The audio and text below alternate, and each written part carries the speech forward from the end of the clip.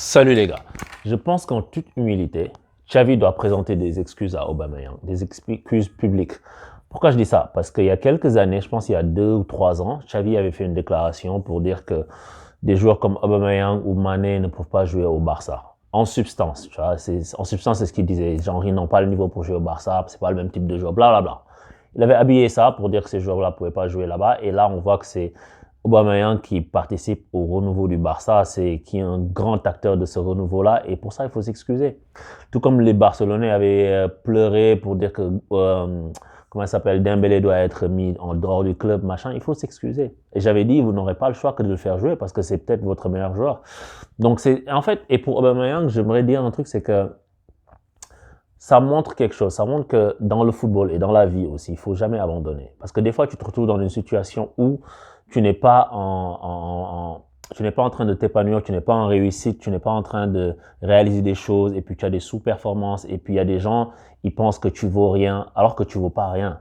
C'est une histoire de contexte des fois, une histoire d'environnement qui permet de pouvoir t'exprimer. Aujourd'hui, Aubameyang, c'est un renouveau. Il revit, le gars. Il était complètement enterré à Arsenal. Il mettait plus un pied devant l'autre. Et là, c'est un joueur retrouvé. Donc, ça veut dire qu'il a jamais été mauvais. C'est juste qu'il était dans un contexte qui lui permettait pas d'être bon. Et des fois, je pense que ça, c'est des choses que nous qui regardons les matchs, on ne voit pas parce qu'on n'est pas au quotidien avec les joueurs.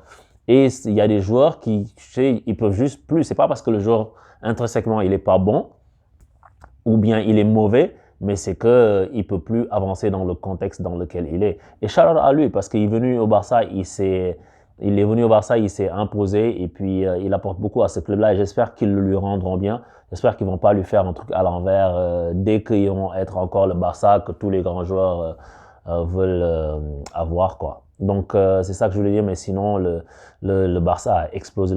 Ils ont bousillé le Real, comme disent les autres. Ils ont bousillé les mecs. Et ça montre encore une fois ce que je disais quand je faisais l'analyse de PSG Real. Je disais que le PSG a été sorti par un petit Real et que si le Real tombe face à une équipe, une vraie bonne équipe, ils vont avoir du mal. Déjà que le Barça, c'est pas la grande équipe du moment, mais ça montre que le Real, ils ont des manques. Leur milieu de terrain est complètement essoufflé et c'est normal. Les gars, ils ont gagné pendant très longtemps, ils ont fait leur temps. Au niveau des latéraux aussi, ils ont des problèmes. Ça, il va falloir changer ça. Ils vont prendre Mbappé, mais c'est pas le problème le plus urgent qu'ils ont. Parce que s'ils prennent Mbappé, bon, il y a Vinicius, ils vont sûrement le décaler sur la droite, ils vont mettre Mbappé à gauche, mais c'est pas ça qui va régler leur problème, parce ils risquent de se retrouver avec les mêmes problèmes que le PSG.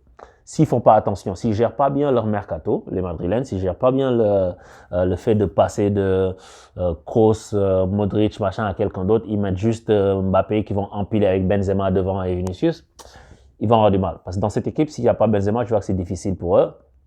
Mais ça se trouve au niveau des côtés et puis du milieu de terrain. Parce qu'aujourd'hui, ce que l'a fait le Barça, c'est trop facile. Les gars se sont laissés percer, la défense était percée de façon très facile et tout. À chaque fois qu'il y avait accélération, il y avait danger. Et au milieu, il y avait des trous béats. Et Busquets, il a fait des passes qui ont tué l'équipe madrilène.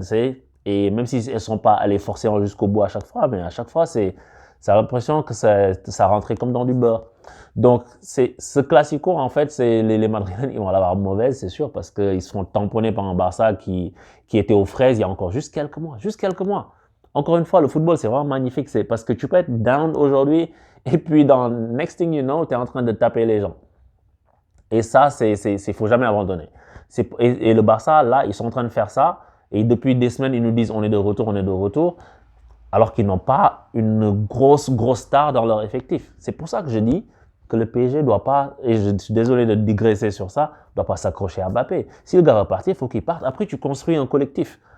Le football, les gens oublient que c'est un sport collectif parce qu'il y a plein de médias, plein de pubs, plein de starifications qui font que les gens oublient que c'est un sport collectif et pas un sport individuel. L'individu est là pour sublimer un collectif, pour être le facteur X qui fait la différence, comme je le dis tout le temps.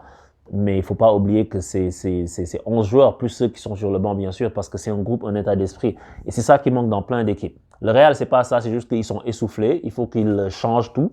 Mais une équipe comme le PSG, c'est ça. Le Barça, ils avaient besoin de se renouveler. Quand je disais que le Barça devait avoir une autre façon de jouer au football après Messi, c'est ça qu'ils sont en train de construire. Et puis, bonne chance à eux. Et c'est ça, quoi. C'est ça que je voulais dire rapidement, parce que le match, qu'est-ce que tu vas dire, à part qu'ils les ont éclatés? À part que tactiquement, les autres n'ont pas su répondre, qu'ils ont semblé impuissants du début à la fin. S'il y a des petites actions par-ci par-là qu'ils auraient pu concrétiser, le Barça aurait pu même en mettre 5. Donc c'est ça quoi, bon courage aux Madrilènes pour se relever. Peut-être qu'ils vont, parce que le Real est tellement une équipe de coupe, peut-être qu'ils vont montrer autre chose en Ligue des Champions, mais Chelsea c'est une équipe très très difficile à bouger et puis c'est très difficile de marquer contre eux.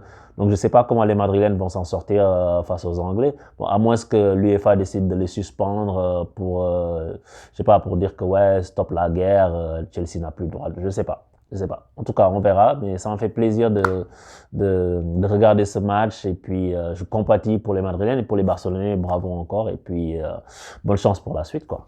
Ciao.